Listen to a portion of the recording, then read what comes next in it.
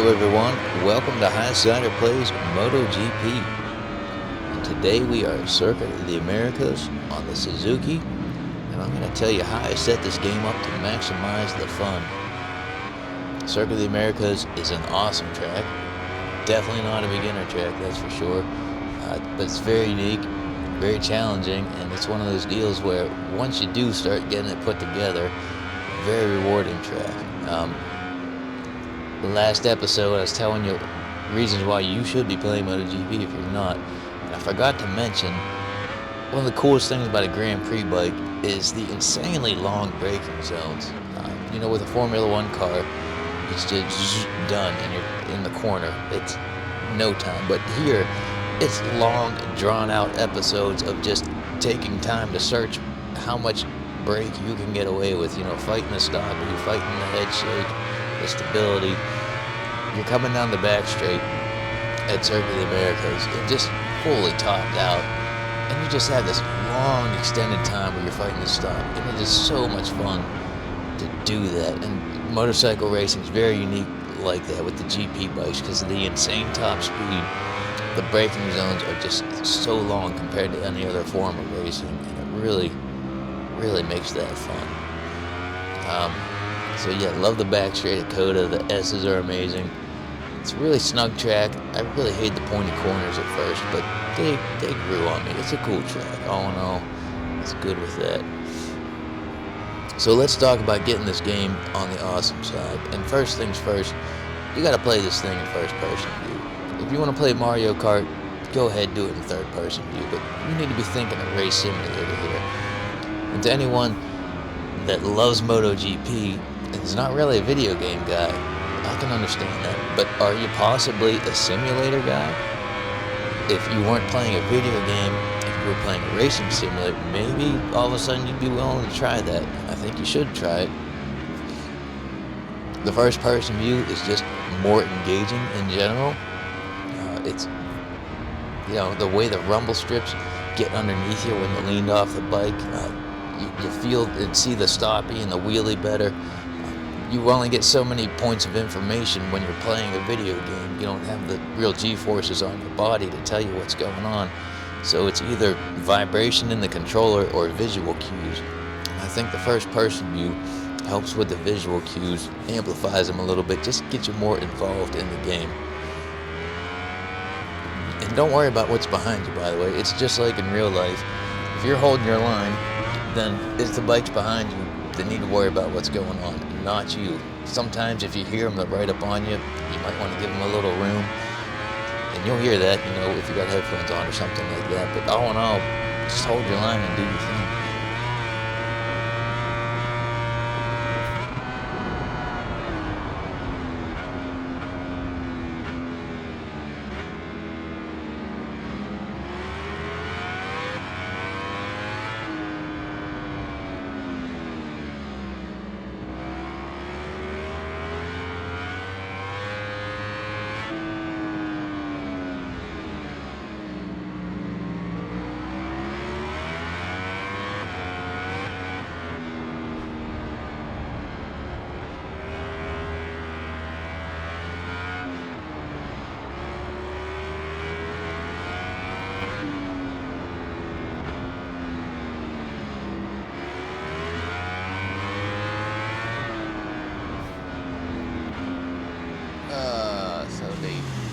Alright, that's a good enough reason. Let's show you that setup. Need to show you the setup, forgot last time, we'll do it now.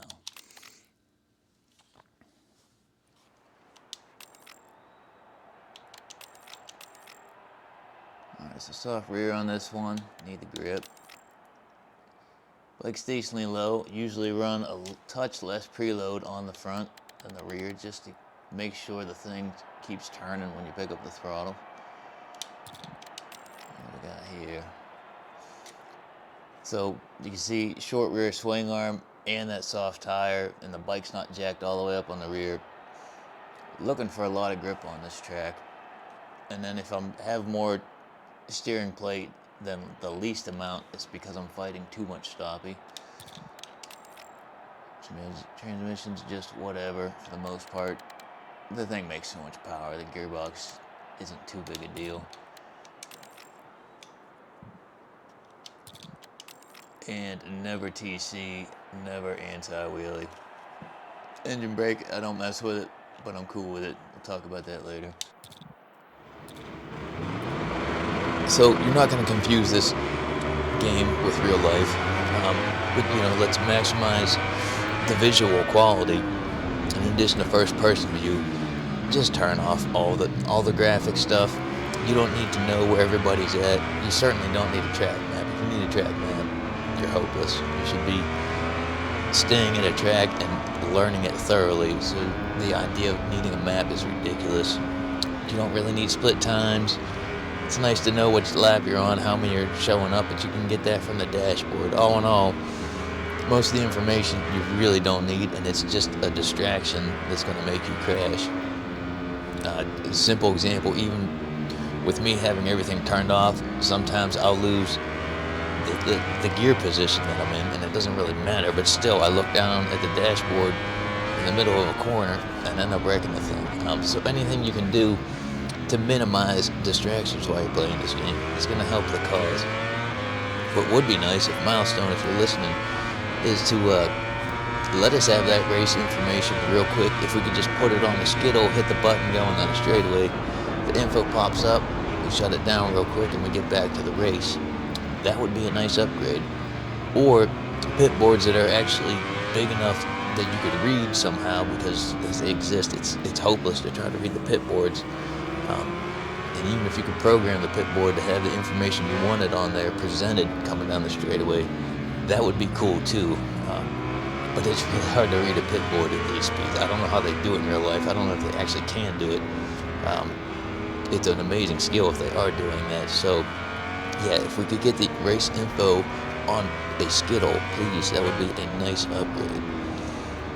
But run first person view, so much better, please.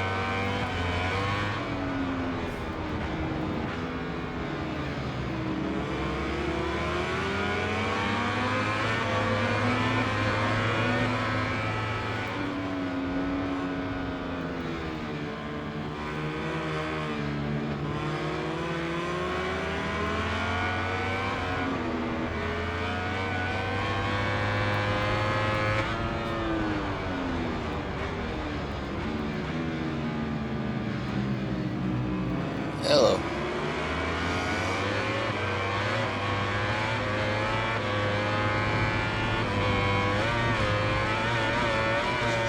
Yes, love those bumps. Alright, now let's talk about setting up the bike a little bit. To do that, my two big things here are, I'm going to just say it every episode probably 20 times, is turn off the traction control and turn off the wheelie control. Get the hardest tire you can too, but anyways, in real life, they do run some traction control and they run some wheelie control. Not too much, but I mean, these bikes really are insane, and it's just a great way to get killed. But you know what? We're playing a sim racer here / video game, so why not enjoy the benefits of that? Because I can go high side this thing to the moon, and I'm not going to spend, the rest of my day in a helicopter ride to the hospital. Just hit restart again. So enjoy that bike's full anger. Let that tire spin up. Fight that wheelie. Dealing with the wheelies is so much fun. There's a lot of ways to do it, and it just really makes the game more enjoyable. Full power also. Again, here's where I'm not a hardcore sim guy, because I want the full power all the time. It makes the bike wheelie a hell of a lot more. I just want that full anger. Sadly, I cannot have tire wear at the same time. Milestone, if you can separate the fuel consumption from the tire wear so I can run full fuel with tire wear, that would be an awesome upgrade to the game. But again, I'm not hardcore sim in the sense that I run part power like they would in real life, and run some TC and all that. I want an angry, sassy bike because it's the most enjoyable once you get it handled. Also, when I'm picking a bike for this game, run them all for the most part, but you have ones you like better than others. Sadly, though, they all seem to be about the same speed on the straightaway, regardless of what power setting, too. It's not just that. And it's no fun being a hero on the straightaway, so Milestone, you could do that a little better, where we all know some of the bikes are down on speed compared to others. I shouldn't be on a Yamaha passing a Ducati down the straightaway. That's a little odd, but oh well, that's life.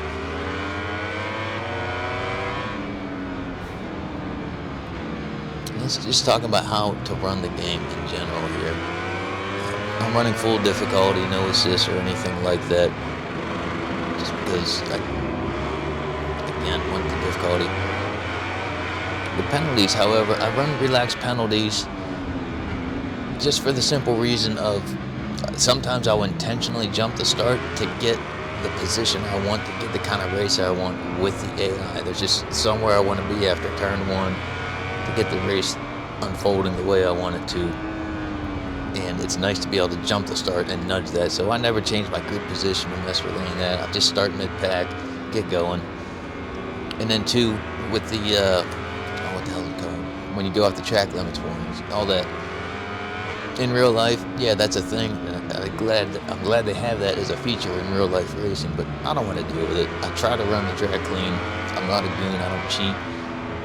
But if I am making some mistakes, I just don't want to have to deal with a long lap penalty. So it's nice to be able to run the relaxed penalty setting and not have to worry about that type of thing. Most of the time I'm running quick races, usually half race distance, doing it a little shorter here, so once in a while they can actually see me finish a race and show you the times and all the rest of that. But for the most part, I don't finish that many races, restarting a lot because one, the AI is either cleaning you out with bad contact physics, or I'm doing my own crashes, or even just I've checked out on them, or they're too far ahead and everyone else is behind. And I want that close bar-to-bar racing all the time, so I'll just restart it for the simple reason that there's no one around me. Again, for me, not too much time to do this full-time job and a house to take care of, so I need to maximize the time when I got a controller in hand where I'm getting that bar-to-bar action, and that's my main concern here. Other guys, if you're playing this, some of you guys are worried about time trials, some of you guys are worried about leaderboards, you want to do career, and that's cool. I mean, we all got our own things to do, but the one thing I would caution you about with that is don't get overly concerned about leaderboards and maximizing setups. If you're spending 4 or 5 hours working on a setup, you're going to go crazy, and the game's going to quit being fun. If you're time trialing for hours on end to try to get to a top of a leaderboard, it just quits being fun at some point. Way better to just enjoy the game. The joy is operating this insane motorcycle in tight quarters around other bikes and people don't die. That's the best part of this, the intensity of that close racing on such an extreme machine as this. That's what I'm focused on. I know it's not for everybody and we're all going to do it in different ways, but just don't knock the fun out of the game by trying to be a leaderboard hero. It's not your friend.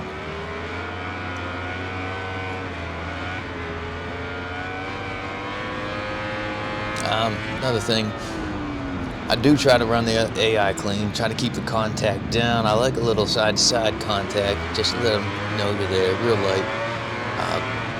Sadly, this game does not really punish you for going tire to tire, which in real life should be a disaster.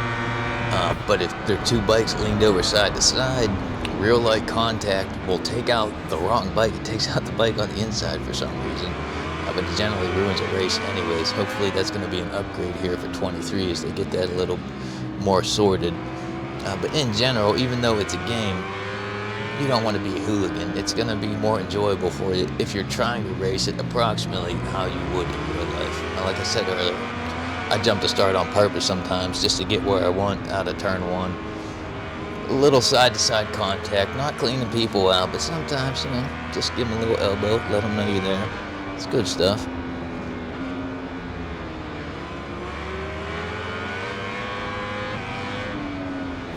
Oh, one other thing here. When you're running this game, the AI is a little quirky sometimes. There's things where you need to help the game play itself properly. For example, Usually, turn 3 at the start of a race turns into a parking lot. The AI all check up every damn time you restart it. It's they're trying to instigate passing, but they just overdo a good thing.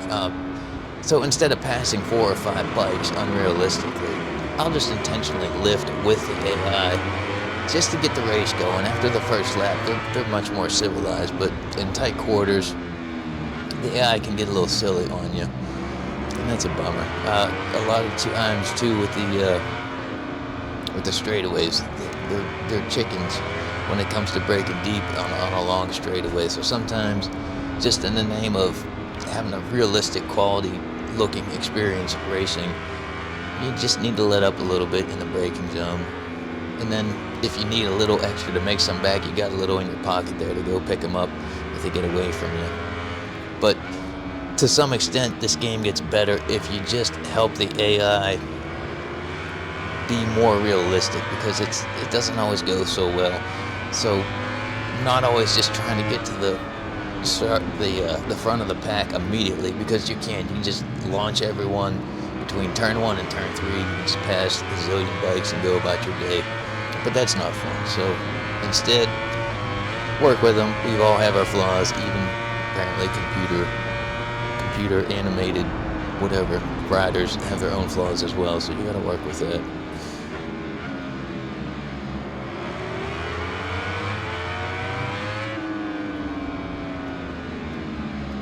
Well, I think that's about it for today. Yes, what are we doing next week? We are going to talk about my controller setup. I have a very quirky controller setup, and you're going to grumble when I tell you to run it, but I have my reasons, and I'll tell you all about that. It pays off in the long run, if you ask me. Some key things there to really make this game go well, so I'm not sure where we're going to go, maybe Hearth or whatnot, but anyways, that's what we're doing next week. I appreciate you guys watching. Likes and subscribes are appreciated, whatever. And if you got things you want to see or talk about in this game, hit me up in the comments. I'm more than happy to go for requests and whatnot to just try to help everybody have more fun playing this game. I want to get more people involved. If you like MotoGP and you're not playing this game, you need to think twice, because you can do it.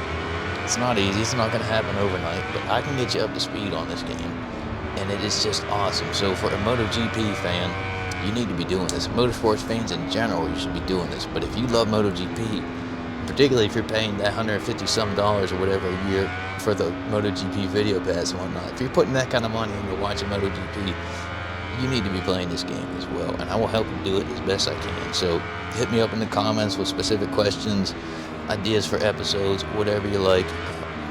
We'll make it happen. And that's all I want for you guys, to just have as much fun playing this game as I do. So until next time, I will see you later. Take care.